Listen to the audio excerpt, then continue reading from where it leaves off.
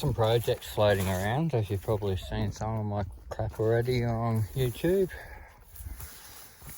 This one here is a 1980s Mazda chassis. You can see the engine in there with a 2003 Suzuki Ignis.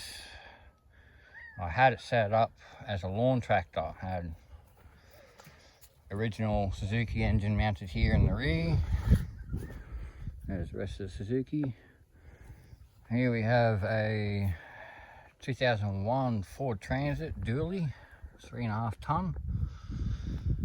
That's the front end off a 2009 PT Cruiser. And in the back here, I have the whole front end from, see over here, 1954 Vauxhall Velox. Another project car. So this girl here is becoming my tow truck. I'll show you in a second. My crane. Here's my crane. It's a trailer made up. 2.5 ton winch.